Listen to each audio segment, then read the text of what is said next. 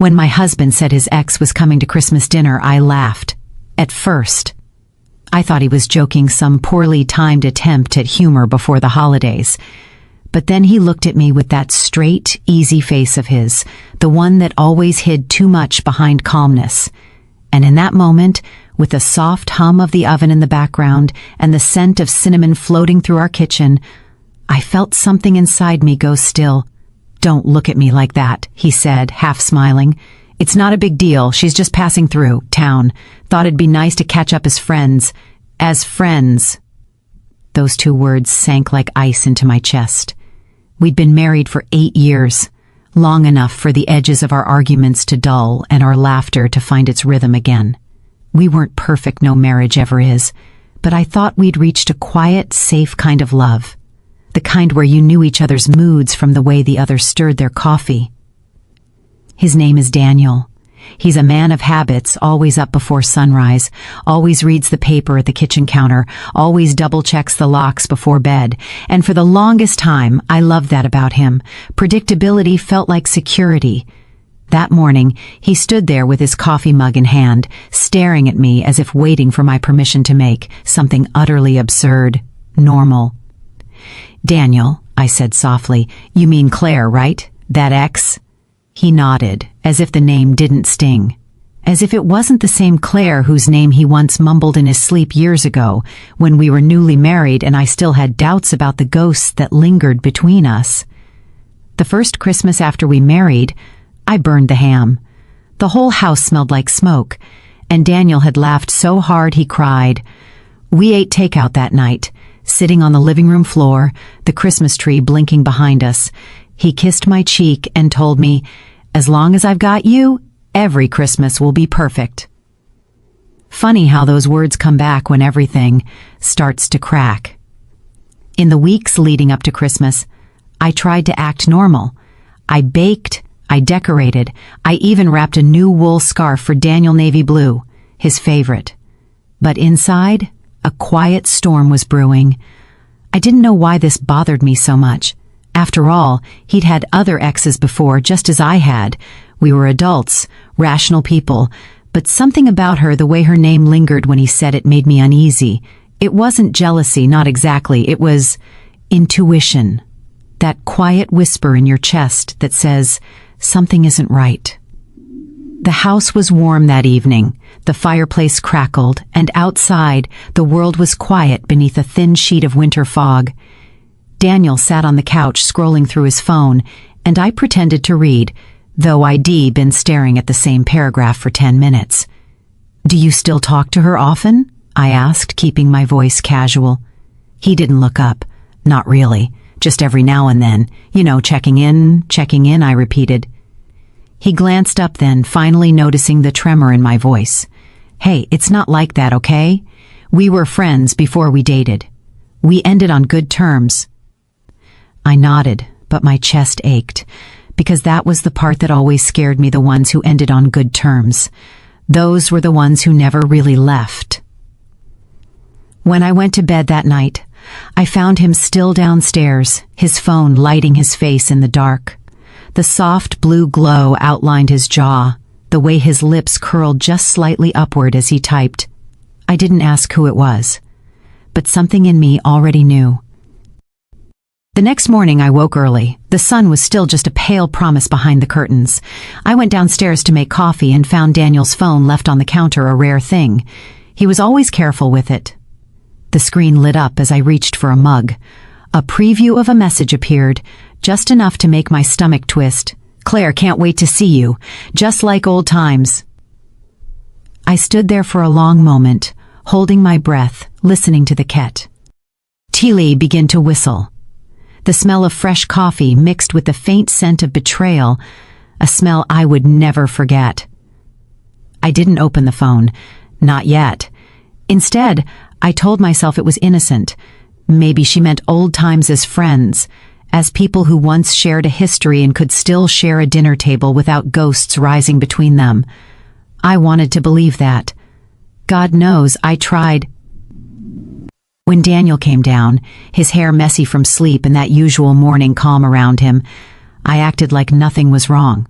I smiled, poured his coffee, and asked what time he thought Claire would arrive on Christmas Eve. He said around 6. Then he kissed my forehead and said, "You'll like her. She's changed a lot." That one stung the most because I didn't want to like her. I wanted her to stay a shadow, not a guest in my home. In the days that followed, I found myself cleaning obsessively, dusting places no one would ever notice, ironing tablecloths that were already smooth. I think deep down I wasn't preparing the house for Claire, I was preparing myself for whatever truth was coming. My sister Layla noticed something was off when she called me. "You sound tired," she said. "I'm fine," I lied. "Just getting ready for Christmas." "With Daniel's ex?" she asked, her voice sharp. I hesitated, then exhaled. "Yeah, that's the plan." There was silence. "Then you're a better woman than me." Maybe. Or maybe I was just too scared to face what I already suspected. Christmas Eve came with a thin drizzle and a gray sky, the kind of day where everything feels muted, like the world is holding its breath. I wore a soft red dress Daniel had once said he loved on me. The house smelled like roasted chicken and rosemary, warm, inviting, domestic. Everything looked perfect. But inside me, there was nothing but dread. The doorbell rang just after 6. Daniel rushed to open it, and there she was, Claire. Tall, elegant, hair the color of wheat, wearing a green coat that looked like it belonged in a movie. She smiled, and her eyes went straight to Daniel before they found me. "Hi," she said, extending her hand. "You must be Emma," I smiled back, polite, distant. "And you must be Claire." Our hands met. Hers was cold, too cold. That evening, I watched them. The way she laughed at his jokes, the way he looked at her when he thought I wasn't watching. There was history there, an invisible thread still connecting them, no matter how he tried to act casual. And I realized something then. It wasn't that I didn't trust her. I didn't trust him. When she leaned close to him to whisper something during dinner, I felt the faintest tremor in my hands. The knife against my plate made a small, sharp sound. Daniel looked up at me. "You okay, honey?" I smiled. "Just perfect." But in that moment, I decided Christmas might be the day he thought he was in control, but he had no idea what was coming next. The day after Christmas, the house still smelled of pine and roasted herbs. Wrapping paper littered the floor, and there was that strange, empty quiet that always followed family gatherings. But my mind wouldn't rest. Everyone had left Daniel's parents, my sister, even Claire, yet her perfume still lingered in the air. A soft floral scent, too sweet, too deliberate. It clung to Daniel's sweater, the one he'd worn while they sat together laughing by the fire. He didn't notice. Or maybe he did. He was in the kitchen now, humming under his breath as he loaded dishes into the sink. Acting normal, acting as though the night before hadn't felt like a slow unraveling of everything I thought we were. I watched him from the doorway, my arms crossed. He caught my reflection in the window and smiled. "You okay?" "I'm fine," I said, but my voice cracked just enough for him to tilt his head. "You sure? You've been quiet since dinner." Quiet, that was one word for it. Another would be hollow. "I'm just tired," I said, forcing a smile. "Hosting is exhausting." He nodded, turned back to the DIs. "Hess." And I stood there a moment longer before walking away. But something had shifted. I could feel it like a thread pulled too tight. Later that night, when he fell asleep, I sat up in bed and stared at the ceiling. My mind replayed every detail of that dinner. How she'd laughed too loudly, how he'd leaned in too close, how her hand brushed his wrist when she passed him the wine. Tiny moments, ordinary on their own, but together they told a story I didn't want to hear. I turned and looked at him sleeping. Peaceful, steady breaths, his hand resting loosely near mine. He looked the same as always, but I knew deep down something was wrong. 2 days later, I found the first real clue. Daniel had left early for work. He kissed my cheek, grabbed his briefcase, and said he'd be home late. I believed him. Until his phone buzzed on the counter again, just like before. It was on silent this time, but I saw the name flash across the screen. "Claire, hope you got home okay last night." Missed talking like that. I froze. Home okay last night? He'd said he'd been working late at the office. My heart pounded so hard I could hear it. The coffee in my mug trembled. I stood there for what felt like forever, staring at the message before the screen dimmed again. I didn't open it. Not yet. Part of me wanted to. Part of me didn't want confirmation, because once you know the truth, you can't unknow it. Instead, I picked up my phone and called Layla. She answered on the second ring. "You sound tense," she said. "Did something happen?" I told her everything about the dinner, the message, the look between them. There was a pause. Then, softly, "You know what this sounds like, right?" "I know," I whispered. "Then don't ignore it. Just be smart, be smart." That phrase stayed with me all day. That evening when Daniel came home, I was calm. Too calm, maybe. I made pasta, poured 2 glasses of wine, and smiled like everything was normal. He noticed. "You seem different, do I?" I asked, twirling my fork. He hesitated, then reached across the table and touched my hand. "I know Claire's visit threw you off. I'm sorry if it made you uncomfortable." "Uncomfortable?" I echoed. "No, Daniel, I just didn't expect to share my Christmas with your past."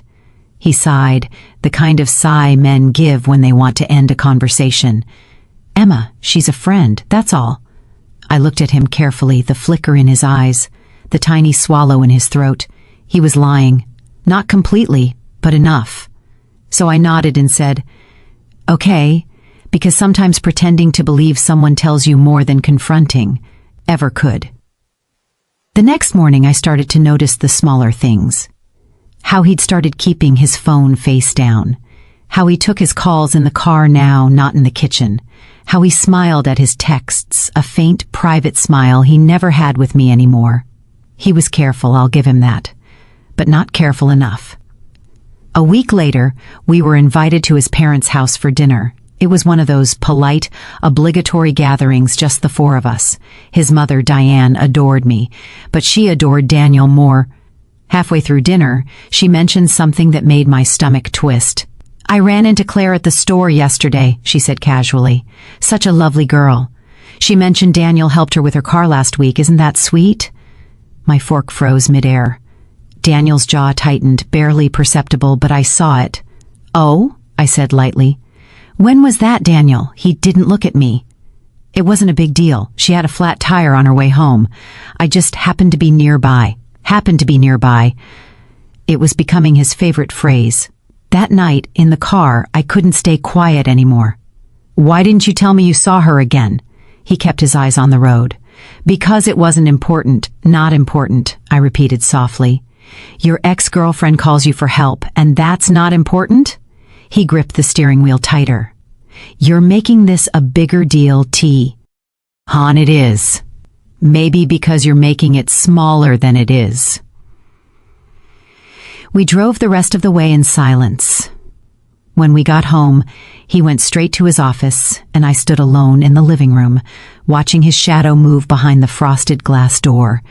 I'd always believed that betrayal came with noise, shouting, tears, chaos. But in truth, it often arrives quietly, like a draft under a closed door. You don't see it, you just feel the chill. The next morning, I woke up early and went for a walk. The air was crisp, the sky pale. I needed space to think. That's when I realized something. I wasn't just hurt, I was preparing to find out the truth and to face whatever came with it. When I got home, Daniel was still asleep. His phone, again, was left on the nightstand. This time, I picked it up. My hands trembled, but my heart was steady. Because I knew, once I looked, there was no turning back. The messages were there. "Claire, last night was perfect. Felt like we never lost it." "Daniel, I know. I've missed you too. But Emma, she doesn't suspect anything yet." The words blurred as my eyes filled with tears. I read them over and over, trying to make them mean something else. But they didn't. They were exactly what they looked like, betrayal in black and white. When he woke up, I was sitting at the edge of the bed, phone in hand. "Daniel," I said softly, "we need to talk." He blinked, still half asleep. "What's wrong?" I turned the screen toward him. The color drained from his face. For a long time, neither of us said anything. The only sound was the faint ticking of the clock on the wall, steady, merciless. Then he whispered, "Emma, I can explain, but the thing about explanations is once trust is broken, No words can mend it. I remember the way the light looked that morning, pale, cold, almost blue. The kind of light that makes everything feel too clear to hide behind. Daniel sat across from me on the bed, his hair tousled, his mouth half open as if searching for words that didn't exist. He reached for my hand. I pulled it away. "Emma," he said quietly, "please, let me explain before you jump to conclusions." I let out a small, disbelieving laugh. "Jump to conclusions? Daniel, your messages said she doesn't suspect anything yet. What exactly am I supposed to conclude from that?" He rubbed his face with both hands, exhaling hard. "It's not what you think." That line. The classic refuge of the guilty, and yet, I waited. Because a part of me, the foolish, loyal part, still wanted to hear something that might make this less cruel. He started slowly, his voice trembling just a little. "Claire reached out months ago. She was going through a lot. Her mother passed away, and she didn't have anyone else. I wanted to be there for her. That's all." I watched him, saying nothing. He went on. "At first it was just messages checking in, making sure she was okay. Then we met for coffee once or twice. It felt harmless, old friends catching up. But then," he stopped, looked down. "But then," I whispered. "She kissed me." My chest tightened, breath catching in my throat. "She kissed you?" He nodded, eyes still on the floor. "I pushed her away, Em." "I did. But things got complicated." "Complicated?" I repeated. "Daniel, you told her you missed her." He looked up, eyes glossy. "Because I didn't know what else to say." I panicked. She was crying, and I didn't want to hurt her more. I stood up, pacing the room. "So instead you lied to her and to me. That's better?" "Please," he said, his voice breaking. "I swear it never went beyond a kiss. I made a mistake. I thought I could manage it quietly and fix it before you ever found out." I stopped pacing. The phrase "manage it quietly" hit me harder than anything else, because that was the truth of it. He didn't confess out of guilt. He confessed because he got caught. I sat back down, my hands shaking. "You invited her to Christmas dinner, to our table, with me sitting right there. Why, Daniel?" He hesitated. "I thought if you saw we were fine, if she met you, saw how happy we were, it would put everything to rest." I laughed again, but this time it wasn't disbelief. It was pain. "You wanted to prove your loyalty to me by inviting your ex, who you kissed, to Christmas dinner." His face fell. "It sounds terrible when you say it like that." "That's because it is terrible." The silence that followed was thick, suffocating. I pressed a hand to my chest, trying to steady my breathing. "Daniel," I said finally, my voice barely a whisper, "how long were you going to let me play the fool?" He looked at me, tears threatening now. "I didn't want to lose you." "Then maybe," I said, "you shouldn't have lied to me in my own home." The rest of that day passed in fragments. He tried to follow me from room to room, tried to explain, but I couldn't bear to look at him. Every object in our house, every photo, every piece of furniture suddenly felt tainted. The sofa where we'd spent lazy Sundays, the kitchen where we danced to old songs while dinner simmered, even the bed, our bed, felt like a stranger's. By afternoon, I packed a small overnight bag. "Just enough for a few days." "Where are you going?" he asked, his voice breaking. "To Layla's," I said. "I need space." He stepped toward me. "Emma, please, don't leave like this." I looked at him one last time. "You already left, Daniel. You just didn't walk out the door to do it." Then I closed the suitcase and walked out. Layla opened her door before I even knocked. She'd seen it in my face before I said a word. "Oh, Em," she murmured, pulling me into her arms. For the first time in days, I cried. Not the quiet kind, the deep, trembling sobs that come from somewhere beneath words. When I finally stopped, she made tea chamomile with honey, and we sat on her couch, the same way we used to when we were kids, whispering secrets after bedtime. She listened, didn't interrupt once. When I finished, she said softly, "You deserve better than this kind of love." I shook my head. "It's not that simple. We've built a life together." 8 years, Layla. "You don't just erase that." "No," she said, "but you also don't erase yourself to keep it." Her words hung in the air long after she left me to sleep. The next morning, I woke to my phone buzzing. 10 missed calls, all from Daniel, and one message, "Please come home, we need to talk. I can't lose you like this." I stared at it, heart aching. I didn't reply. Instead, I went for a walk again. The streets were quiet, the cold air biting at my cheeks. My mind replayed everything, the lies, the texts, the look in his eyes when he realized he was caught. I loved that man, still did in some strange, painful way. But love isn't supposed to make you feel small. That evening, I decided to go back, not to forgive, but to face him properly, to look him in the eye and tell him exactly what his betrayal had cost. When I walked into the house, he was sitting on the couch, his face pale, eyes red. He stood up immediately. "Emma," he whispered. I held up my hand. "Don't. Just let me speak." He nodded. "I read your messages again," I said. "Every word. You didn't just betray me, Daniel. You planned around me. You built a version of yourself that you thought could exist with her and me at the same time." He tried to interrupt, but I didn't let him. "You told her I didn't suspect anything yet. Like I was some obstacle you had to manage, not a woman you vowed to love." Tears streamed down his face now.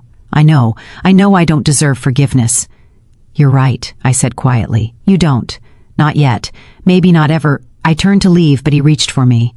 "Please, Emma, what can I do to fix this?" I looked back at him, the man I once thought I'd grow old with, and felt an ache deeper than anger. "You can start," I said, "by understanding that fixing something doesn't always mean keeping it." I left again that night. This time, I didn't cry. This time I felt empty but clear, because when someone betrays you once, the pain is sharp. But when they betray your trust, your home, your sense of safety, the pain becomes something else, something quieter, but far more dangerous. I wasn't sure yet what I'd do next. Divorce, maybe, or maybe a separation. But I knew one thing. Daniel's ex wasn't just a woman from his past anymore. She was the mirror that showed me the truth about my marriage. When I left the house that night, I didn't go to Layla's. I drove instead aimlessly at first, the road stretching ahead in the dark. The radio hummed low, some soft song about forgiveness, and I almost laughed at the irony. Then, without really planning to, I found myself parked in front of a small coffee shop. The same one Daniel used to visit after work. I remembered it because he once brought me a muffin from there, saying, "They remind me of you, sweet and a little crumbly." The kind of comment you laugh at when you're in love. The kind that tastes bitter once love cracks. The shop was closed, but across the street, through the reflection of streetlights on wet pavement, I saw a familiar car. Claire's. My breath caught. She was sitting inside, head bowed over her phone, the glow of the screen lighting her face. She looked nervous, or maybe expectant. I didn't move. I just watched. Then, a few minutes later, Daniel's car pulled up beside hers. I didn't need to see more. I started the engine and drove away before they could notice me. My hands trembled on the steering wheel, but my mind was steady. It wasn't about jealousy anymore. It was about truth. I didn't tell Layla what I'd seen, not yet. Instead, I spent the next few days quietly watching, paying attention. Daniel thought I was at my sister's, but I returned home in the mornings when he was at work, checking the house like a detective of my own life. I found little things. A second set of receipts in his jacket pocket from that same coffee shop, a strand of blonde hair on the passenger seat of his car, and a small gift bag tucked behind his desk drawer with a gold bracelet inside. It wasn't for me. The tag read, "For C." I remember sitting there on the floor of his office, holding that bracelet in my hand. It was delicate, just a simple chain with a heart charm. But my fingers shook so hard I almost dropped it. That was the moment the denial died completely. No more excuses. No more hoping I'd misread things. Daniel wasn't just lying. He was living a second life carefully, quietly, right beside mine. When I left the office, I didn't cry. I didn't scream. I just thought. For years, I'd been the peacemaker, the patient wife, the one who smoothed over every argument, believed in his better nature, forgave before he even apologized. Not this time. I wanted the truth, all of it, and I wanted him to face it. Not behind closed doors, not in whispered half-confessions, but in the open, and the chance came sooner than I expected. 2 weeks later, Daniel's parents invited us to a family dinner. His mother insisted, "It's been tense lately, dear.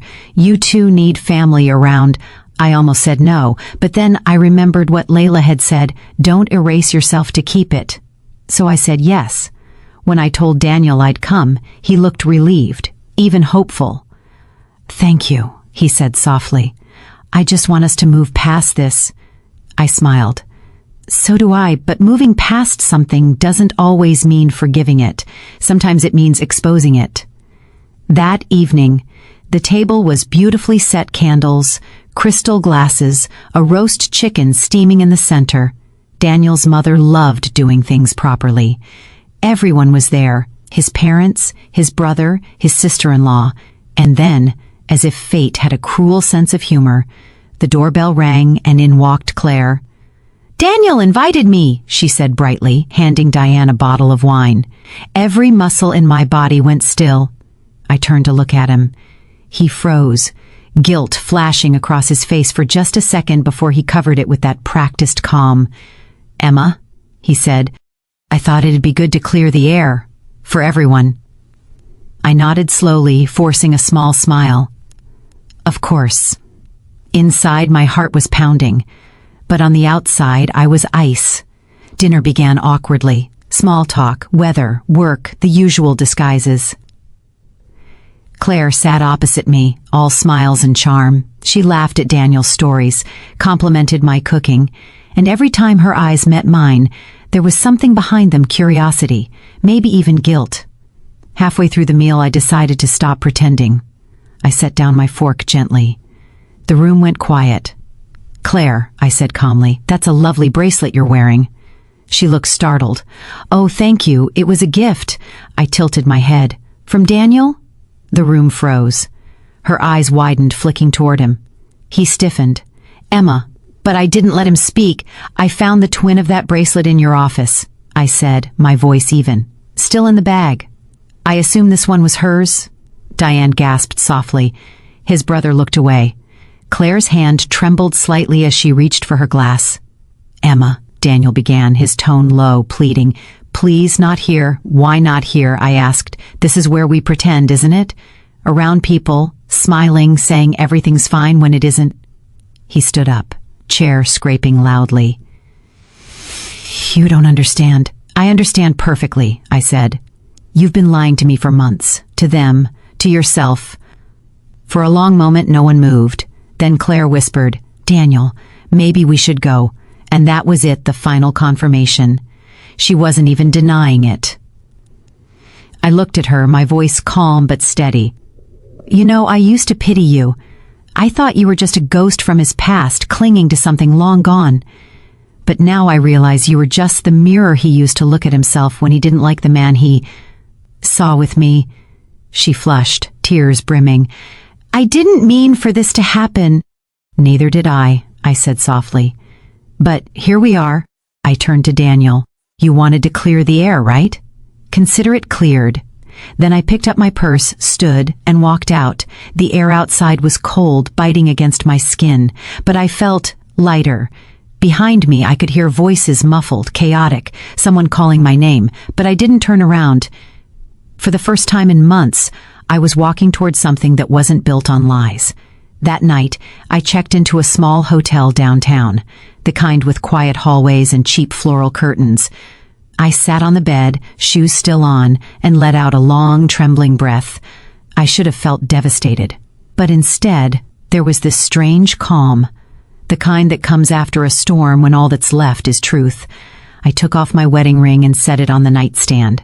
It rolled once, then stopped, a tiny metallic sound that felt like an ending. The next morning I called a lawyer. Not to destroy him, just to reclaim myself, because sometimes justice isn't revenge, it's simply refusing to live inside someone else's lie. By Monday morning, the story had already begun to unravel, not by me, but by the silence I left behind. Diane called twice. I didn't answer. Then Layla called. She said Daniel had shown up at her apartment, asking if I was there. He looked, in her words, like a man suddenly realizing he'd set his own house on fire. I didn't feel satisfaction, not yet, just a strange detachment. When you spend months drowning, even chaos feels like air. I checked my email that afternoon, the one tied to our joint business. We'd run a small marketing consultancy together for years, mostly from home, and there it was, a message from one of our biggest clients, subject regarding professionalism. The email was short. They'd heard rumors about inappropriate behavior between Daniel and a client representative, Claire. They were reevaluating their contract. I stared at the screen, my stomach tightening. It wasn't revenge I felt. It was confirmation that the truth, when buried too long, eventually claws its way to the surface. That evening, Daniel texted me, "Please, we need to talk." Not for me for closure, just once. I almost deleted it. But something in me, maybe curiosity, maybe pity, replied, "Tomorrow." The cafe on 5th, 6 p.m. When I arrived, he was already there. No smile this time, no confidence, just a man who looked suddenly small inside his own skin. "Emma?" he said, standing as I approached. His eyes were tired, his voice cracked. "You've always been better than this." "Better than?" "Then the truth?" I interrupted. He sighed, rubbing his face. "It wasn't supposed to happen. She was just there when things got bad between us." "Things didn't get bad," I said quietly. "You got bored." "That's different." He flinched. "You think I wanted to hurt you?" "I think you didn't think about me at all," I replied. He looked at me for a long moment, searching for something he'd already lost. "You know, I kept waiting for you to explode, to scream, to throw things, but you just walked away." "I did," I said, "because that's the only way to leave a burning house without becoming ashes yourself." He leaned forward, desperate now. "Emma, please. We can fix this. I'll end it with her. I already did. You're my wife. You always will be." I looked down at my hands. The absence of the ring was a quiet reminder. "You were my husband," I said softly. "That's past tense." Then I stood, picked up my coat, and left. I didn't cry that night. I didn't replay the conversation. Instead, I began something new. I reopened my laptop, not for work, but for me. I started writing, not a story about betrayal, but about truth, about the quiet resilience of women who rebuild their lives after the world tells them to shatter. It wasn't polished. Endings don't need closure when truth already gave it to you. In time, I stopped checking the forums, stopped rereading the past. I started walking again. Painting, traveling. And every once in a while, when someone asked if I was married, I'd smile not bitterly but quietly and say, "I was, once." And it taught me how strong love can make you even when it breaks, because in the end, this isn't a story about betrayal. It's a story about rebirth. The day I buried my marriage, I didn't just lose a husband. I found a woman who refused to stay buried beside him. It's strange how peace doesn't arrive with fanfare. It just slips in quietly one morning when you realize the sound of your own heartbeat doesn't ache anymore. That's what it felt like for me. I was sitting at the kitchen table of my small apartment, sunlight spilling through the blinds, the scent of freshly brewed coffee mixing with the faint vanilla of a candle burning beside me. The clock ticked gently. No tension. No waiting for footsteps that never came home. Just stillness.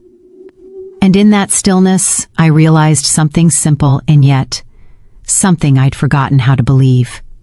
I was enough. The weeks after Daniel's letter, I spent learning to live slowly again. I cooked for myself, not because I had to, but because I wanted to taste life again. I'd always cooked for two. This time, I experimented for one. I'd chop onions and smile when I cried, whispering to myself, "You're allowed to feel it all." I started keeping a small journal, not the kind you hide under a pillow, but one you leave open, messy, honest. Every night I'd write one truth I'd discovered that day. Sometimes it was small. The sky looked different when I wasn't waiting for a text. Other times it was heavier. Forgiveness isn't about them. It's about me choosing not to carry their mistakes any longer. One evening, I received a message from a woman named Harper, one of the readers who'd seen my anonymous story online. She wrote, I'm leaving my husband tomorrow, not because of what he did, but because I finally remembered who I am. Your story gave me courage. I read it twice, then 3 times, and then I cried, not out of sadness, but because I realized something Daniel never understood. Even pain has purpose if it helps someone else stand up a little taller. That weekend, I visited my parents. It had been months. My mother met me at the door, her face softening the moment she saw me. "You look different," she said, touching my cheek. "Older?" I teased. She shook her head. "No, lighter." I smiled. Maybe that's what happens when you stop carrying someone else's secrets. Over dinner, my father asked if I'd spoken to Daniel. "No," I said, "and I don't think I will again." He nodded slowly. Sometimes, late at night, I still think about Christmas dinner that night. Everything cracked open. The candles, the forced laughter, the trembling inside me. But I also remember what came next, the woman who refused to break quietly, who chose dignity over despair. And maybe that's what life really is. A series of heartbreaks that teach us how to hold ourselves with grace. A few months later, I was invited to speak at a small community event for women rebuilding after divorce. I almost said no. Public speaking terrified me. But something in me whispered, this is where you pass it forward. When I stepped onto the stage, I saw faces, some young, some older, all carrying the same quiet ache I once knew so well. I told them, healing isn't about erasing what happened. It's about making peace with who you became because of it. And when I finished, there was silence, the kind that's full, not empty. Then soft clapping, then tears. Afterward, a woman hugged me tightly and said, "I thought I was alone." I held her and whispered, "You never were." That night, as I walked home under the warm streetlights, I thought about the phrase Daniel used to say every Christmas, "It's the season for second chances." And I smiled, because he wasn't wrong. He just never imagined that the second chance wouldn't be for us. It would be for me. Now, when December comes around again, I don't dread it. I still hang a small wreath. I still make cocoa with cinnamon, but the table only has one setting, mine. And yet, it feels complete, because sometimes the happiest ending isn't falling in love again. It's learning that you can stand alone and still feel whole. I know people will hear my story and judge in all directions. Some will say I was too forgiving. Others will say I was too strong, too cold. But here's what I've learned. Peace doesn't need approval. It only needs truth. When I look back now, I don't see betrayal. I see a beginning, because losing him wasn't the end of my story. It was just the moment I started writing my own. You know, sometimes life doesn't break with thunder. It just cracks softly like ice under quiet footsteps until one day you realize you're standing somewhere new, somewhere colder maybe, but also clearer. That's what my story became, not a tragedy, not even revenge, just clarity. When Daniel told me his ex was coming to Christmas dinner, I thought my heart might stop. I thought the betrayal would define me forever. But now, looking back, I see it was simply the universe whispering, "Wake up, Emma. You've forgotten your own name." Because sometimes love isn't supposed to last a lifetime. It's supposed to teach you how to love yourself again when it ends. And the truth? That's not failure. That's freedom. I learned that silence can speak louder than anger, that walking away with dignity hurts less than staying with excuses, and that forgiveness, the real kind, isn't about letting someone back in. It's about letting yourself out. So if you're sitting there tonight, holding your own kind of heartbreak, wondering whether you should stay or whether you've already stayed too long, I want you to remember this. You are not the damage someone left behind. You are the person who survived it. Maybe you would have handled it differently. Maybe you would have shouted or fought or stayed. But tell me, would you have done what I did? Because in the end, peace doesn't always come wrapped in love stories. Sometimes it arrives with an empty chair at the table and a heart that finally feels full. If this story touched you, share your thoughts in the comments. And if you've ever had to rebuild yourself after betrayal, know this, your story matters too. Until next time, take care of your heart, and don't be afraid to start over.